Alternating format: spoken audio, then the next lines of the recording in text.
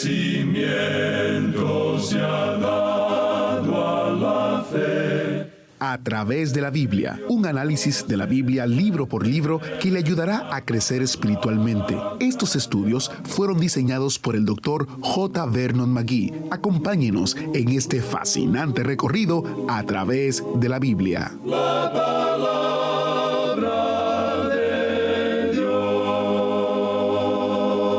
Hay veces en nuestra vida, cuando nos paramos en una encrucijada, de lo que sabemos es la verdad y lo que otros demandan. Bienvenido a través de la Biblia. En el estudio de hoy, en Mateo capítulo 27, nos encontramos en una de esas encrucijadas de la vida. Poncio Pilato está mirando a Jesús en su juicio ante una muchedumbre que demanda su muerte.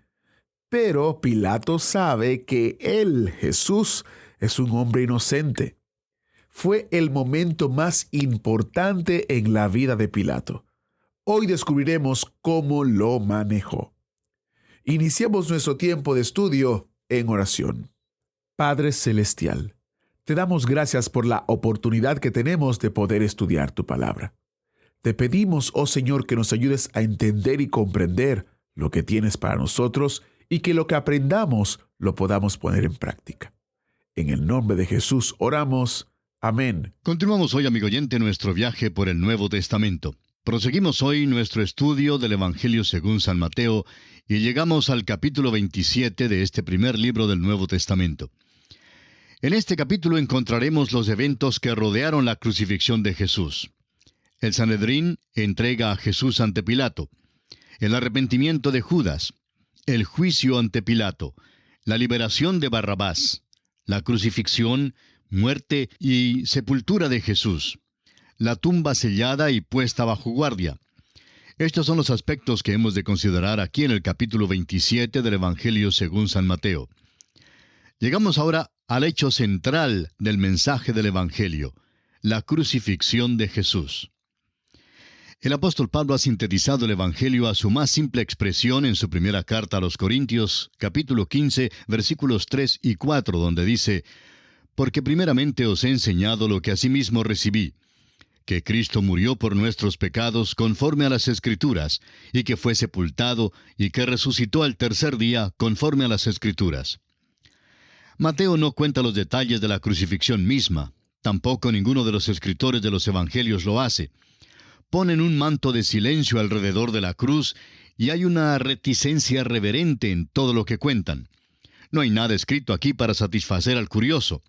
Es como si el Espíritu Santo hubiera dicho: esto está más allá de la comprensión humana y no se puede profundizar el sufrimiento. La declaración sencilla de Mateo es: cuando le hubieron crucificado. Se da aquí muchos detalles e incidentes relacionados con la crucifixión, pero no se da un relato de la crucifixión misma. Aún Dios mismo puso un manto de obscuridad sobre la cruz durante las 3 últimas horas. El apóstol Pablo anhelaba entrar en los sufrimientos de Jesús. Y aquí debemos pausar y reverenciar maravillados. Vamos a caminar calladamente y quitarnos los zapatos teniendo calzados los pies con el apresto del Evangelio, porque el lugar en que estamos, tierra santa es. Debemos pedir a Dios que nos dé una apreciación nueva y fresca de la muerte del Señor Jesucristo. La cruz marca el rechazo final y completo de Jesús en el Evangelio de Mateo. Esta es la negación enfática de los reclamos de Jesús de ser el Mesías. Él pidió un trono y le dieron una cruz. Reclamó la corona de David y le pusieron una corona de espinas. Por todas las normas ordinarias, la cruz significa derrota y fracaso. Por las normas de Dios, la cruz significa victoria y éxito. La cruz estaba en el programa de Dios y el camino a la corona fue por la vía de la cruz. El apóstol Pedro escribió más tarde en su primera carta, capítulo 1, versículo 11, que esto aconteció según los profetas cuando testificaron de los sufrimientos de Cristo y las glorias que vendrían tras ellos. Solo de él se pudo decir: el Rey está muerto, ¡viva el Rey! La cruz, por tanto, no es una idea de último minuto. Tampoco es una ambulancia que ha sido enviada con urgencia al sitio de un choque. Todos los eventos aquí suceden según el horario de Dios. y el rey todavía manda. Sus enemigos afirmaron correctamente, Él dijo, dijeron ellos, soy rey de los judíos. Pilato tenía razón cuando dijo, lo que he escrito, dijo, he escrito. Leamos entonces para comenzar los primeros 2 versículos de este capítulo 27 del Evangelio según San Mateo. Venida la mañana, todos los principales sacerdotes y los ancianos del pueblo entraron en consejo contra Jesús para entregarle a muerte. Y le llevaron atado y le entregaron a Poncio Pilato, el gobernador. Al terminar los apresadores de Jesús de jugar sus terribles trucos con él, Jesús había sido golpeado en forma cruel. El profeta Isaías nos dice en el capítulo 53 de su profecía que Jesús fue estropeado más que cualquier otro hombre. Le golpearon tan severamente que ya no parecía un ser humano. Por la mañana, el Sanedrín se juntó para hacer legal la actividad ilegal de la noche anterior. Formularon una acusación para llevarlo a la Corte Suprema. Les era necesario tener un caso que resistiría la prueba ante la Corte Romana. El hecho de que apelaran a Pilato significa que buscaban la pena de muerte. Leamos los versículos 3 al 5 de Mateo capítulo 27. Entonces Judas, el que le había entregado, viendo que era condenado, devolvió arrepentido las 30 piezas de plata a los principales sacerdotes y a los ancianos, diciendo, yo he pecado entregando sangre inocente. Mas ellos dijeron, ¿qué nos importa a nosotros? Allá tú. Y arrojando las piezas de plata en el templo, salió y fue y se ahorcó. Cuando Judas se juntó con el Sanedrín, el Señor Jesucristo estaba en medio de ellos. Judas no se arrepintió hacia el Señor, sino que se arrepintió él mismo, lo cual quiere decir que no sintió lástima por haber entregado a Jesús, sino por razón de que las cosas no marcharon como él las había planeado. El arrepentimiento de Judas fue la tristeza de la cual habla Pablo en su segunda carta a los Corintios, capítulo 7, versículo 10, donde dice, porque la tristeza que es según Dios produce arrepentimiento para salvación, de que no hay que arrepentirse. Pero la tristeza del mundo produce muerte. Ahora en el versículo 6 de Mateo 27 dice, los principales sacerdotes, tomando las piezas de plata, dijeron, no es lícito echarlas en el tesoro de las ofrendas, porque es precio de sangre. Note usted los escrúpulos piadosos y la hipocresía en cuanto a los ritos de estos príncipes religiosos. Era la plata de ellos mismos que Judas arrojó, pero ya no la podían usar en su tesorería. Tuvieron que buscarle otro uso. Ahora los versículos 7 al 10 dicen, y después de consultar, compraron con ellas el campo del alfarero para sepultura de los extranjeros. Por lo cual aquel campo se llama hasta el día de hoy campo de sangre. Así se cumplió lo dicho por el profeta Jeremías cuando dijo, y tomaron las 30 piezas de plata, precio del apreciado, según precio puesto por los hijos de Israel. Y las dieron para el campo del alfarero, como me ordenó el Señor. Estos príncipes religiosos, tan píos, compraron el campo del alfarero con el precio que se pagaba como indemnización por un asesinato. Este fue el cumplimiento de la profecía dada en Jeremías capítulo 18, versículos 1 al 4, y en Zacarías capítulo 11, versículos 12 y 13. Ahora leamos el versículo 11 de Mateo capítulo 27. Jesús pues estaba en pie delante del gobernador, y éste le preguntó diciendo, ¿eres tú el rey de los judíos? Y Jesús le dijo, tú lo dices. La acusación original contra Jesús por el Sanedrín fue blasfemia por causa de su declaración de ser el Mesías. La acusación de blasfemia no tendría ningún valor en una corte romana. La acusación lanzada contra Jesús por el Sanedrín ante Pilato fue aquella de excitar una revolución contra Roma. Jesús admitió que él fuese el rey de los judíos, pero los hechos revelaban que él no había incitado ninguna revolución. Los versículos 12 al 14 dicen, y siendo acusado por los principales sacerdotes y por los ancianos, nada respondió. Pilato entonces le dijo, ¿no oyes cuántas cosas testifican contra ti? Pero Jesús no le respondió ni una palabra, de tal manera que el gobernador se maravillaba mucho. El Sanedrín quiso asegurarse de que las falsas acusaciones contra Jesús pegarían de veras. Pero Jesús rehusó contestar las falsas acusaciones, las cuales quedaron sin ser comprobadas. Él, amigo oyente, es el Cordero de Dios, y como oveja delante de sus trasquiladores, enmudeció y no abrió su boca. Así lo dice Isaías en el capítulo 53 de su profecía, versículo 7. Ahora veamos los versículos 15 y 16 de Mateo 27 que dicen: Ahora bien, en el día de la fiesta acostumbraba el gobernador soltar al pueblo un preso, el que quisiesen. Y tenían entonces un preso famoso llamado Barrabás. El Evangelio de Mateo nos da muy pocos detalles en cuanto a la costumbre de soltar un preso durante la fiesta. Mateo da solamente las realidades sencillas acerca de la acusación de traición lanzada contra Jesús, lo cual no era base alguna como para crucificarlo. Otros habían incitado rebeliones, pero Jesús no era uno de ellos. Pilato se dio cuenta de que tenía un gran problema a su cargo y que debía dar con una solución. Quería complacer a estos líderes religiosos para mantener la paz en Jerusalén. También pensaba que no podía sentenciar arbitrariamente a la muerte al Señor Jesús. Pilato tenía en su custodia un preso famoso y notorio que se llamaba Barrabás. Este hombre era culpable de asesinato, robo, de traición y de muchos otros crímenes. Por eso Pilato decidió dejar que la multitud misma hiciera una decisión. Leamos los versículos 17 y 18 de Mateo, capítulo 27. Reunidos pues ellos, les dijo Pilato: ¿A quién queréis que os suelte? ¿A Barrabás o a Jesús llamado el Cristo? Porque sabía que por envidia le habían entregado. Pilato fue un político muy sagaz, como la mayoría de su clase lo son. Pudo ver lo que estaba pasando y estaba seguro que la multitud pediría que Barrabás fuera crucificado y que Jesús fuera suelto. Esto le daría un escape de la situación. Sin embargo, no resultó así tan fácil. Leamos ahora el versículo 19. Y estando él sentado en el tribunal, su mujer le mandó decir: No tengas nada que ver con este justo, porque hoy he padecido mucho en sueños por causa de él. La esposa de Pilato era sumamente supersticiosa. Tal vez se involucraba en las religiones de misterio, y en este tipo de cosas bien podía haber lo satánico. No creemos que esta amonestación fuera de Dios. Si ella hubiera sido simplemente una mujer, habría investigado más en cuanto a Jesús para saber más en cuanto a él. Sin embargo, no lo hizo. Fue simplemente supersticiosa, y rogó a su esposo que no tuviera nada que ver con Jesús. Leamos juntos los versículos 20 al 24 de San Mateo, capítulo 27. Pero los principales sacerdotes y los ancianos persuadieron a la multitud que pidiese a Barrabás y que Jesús fuese muerto. Y respondiendo el gobernador les dijo: ¿A cuál de los dos queréis que os suelte?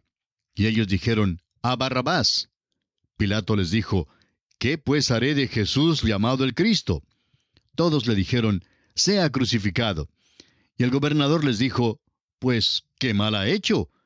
Pero ellos gritaban aún más, diciendo: Sea crucificado. Viendo Pilato que nada adelantaba, sino que se hacía más alboroto, tomó agua y se lavó las manos delante del pueblo, diciendo: Inocente soy yo de la sangre de este justo, allá vosotros. Pilato trató de evitar el hacer una decisión en cuanto a Jesús. Un análisis cuidadoso de la parte que tuvo Pilato en el juicio revelará que él fue enjuiciado y que Jesús fue el juez. Jesús no trató de escapar, pero Pilato sí lo intentó.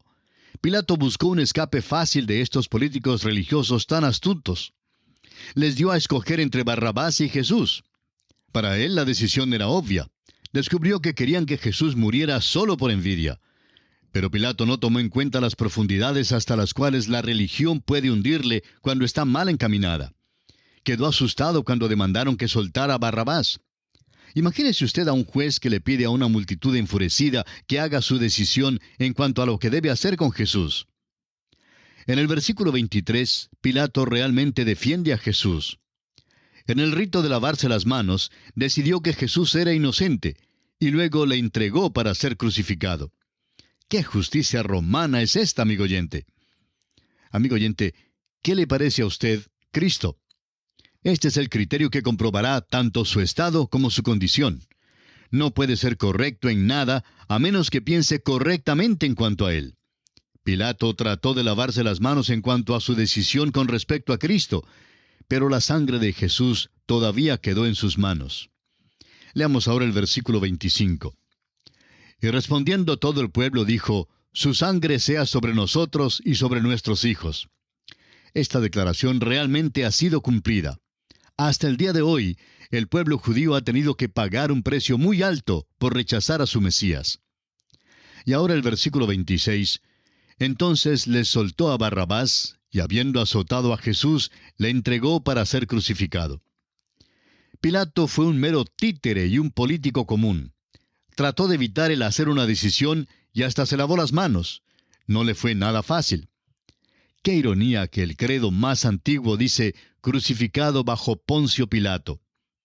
Pilato fue obligado a hacer una decisión en cuanto a Jesús y decidió rechazarlo. Sigamos mirando la secuencia de este juicio injusto en los versículos 27 al 32.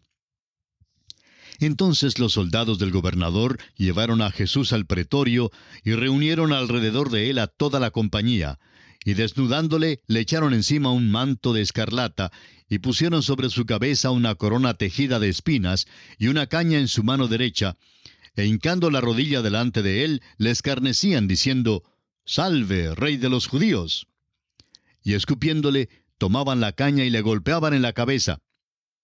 Después de haberle escarnecido, le quitaron el manto, le pusieron sus vestidos y le llevaron para crucificarle. Cuando salían, hallaron a un hombre de Cirene que se llamaba Simón. A éste obligaron a que llevase la cruz. Jesús fue sometido a una humillación abyecta y un sufrimiento único. Llegó a ser un juguete de una multitud cruel. Fue escarnecido y torturado de una manera terrible, horrible. Fue golpeado y estropeado a tal grado que probablemente ni podían identificarlo aquellos que lo conocían.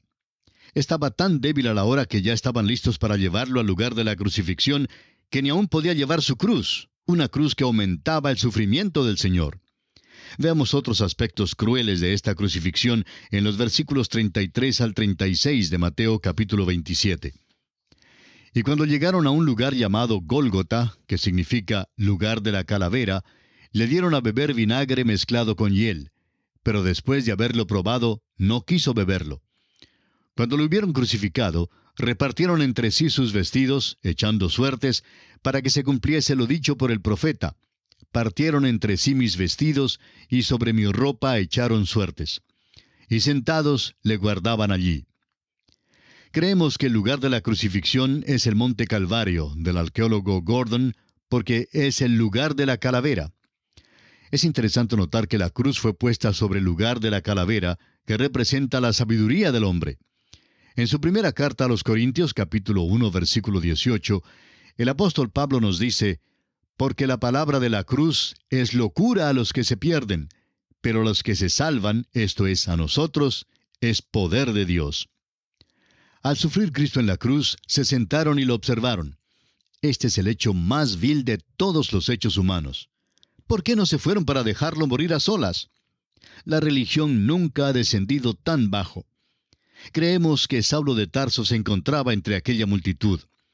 Más tarde, en su primera carta a Timoteo, capítulo 1, versículo 15, Pablo, ya apóstol, hablando de los pecadores, se autodenomina, de los cuales yo soy el primero.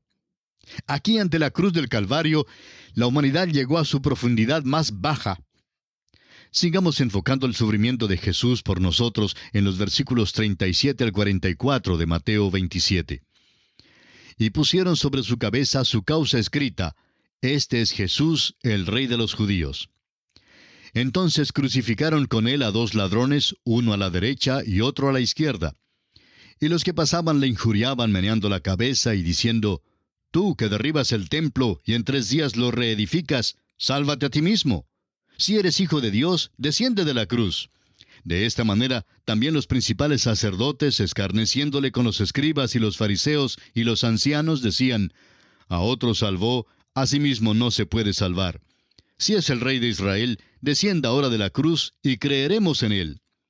Confío en Dios, líbrele ahora si le quiere, porque ha dicho, soy hijo de Dios».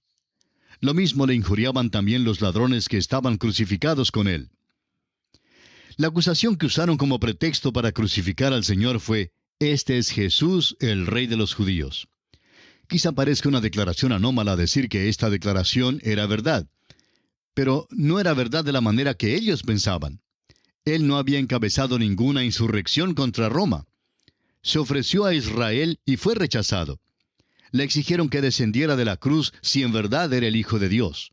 Pero precisamente porque era el Hijo de Dios, no descendió de la cruz. No había nada que tuviera que comprobar en aquel momento. Estaba muriendo por los pecados del mundo, por los pecados suyos y por los pecados míos, amigo oyente. Cuando estos sabuesos por fin lo clavaron en la cruz, uno pensaría que habrían de haberse ido a sus casas para dejarlo morir en paz. En cambio, se quedaron allí hasta el último momento, burlándose de él, gozando de sus sufrimientos y gritando: «A otro salvó, a sí mismo no se puede salvar». Amigo oyente, esta es la declaración más verídica que sus atormentadores jamás hayan pronunciado. Porque para salvarnos a usted y a mí, Jesús tuvo que morir en la cruz. Si hubiera descendido de la cruz, nosotros tendríamos que ser hoy clavados en su lugar. Nosotros merecemos ser ejecutados por nuestros pecados. Lo merecemos, amigo oyente, porque somos culpables de una iniquidad crasa. Somos pecadores destinados al infierno, pero Cristo tomó nuestro lugar en aquel cruel madero. Mateo dirige nuestra atención a los dos ladrones que estaban crucificados con él y al hecho de que ellos se unieron a los príncipes religiosos burlándose de Jesús. No dirige nuestra atención al hecho de que uno de los ladrones por fin volvió a Jesús. El reino de Dios, en Mateo, está en la tierra, y el ladrón que se arrepintió fue con Cristo aquel mismo día al paraíso. Veamos otros momentos cruciales en la vida de nuestro bendito Salvador en los versículos 45 al 50 de Mateo 27, que dicen: «Y desde la hora sexta hubo tinieblas sobre toda la tierra hasta la hora novena. Cerca de la hora novena, Jesús clamó a gran voz diciendo: Elí, Elí, lama sabactani. Esto es: Dios mío, ¿por qué me has desamparado?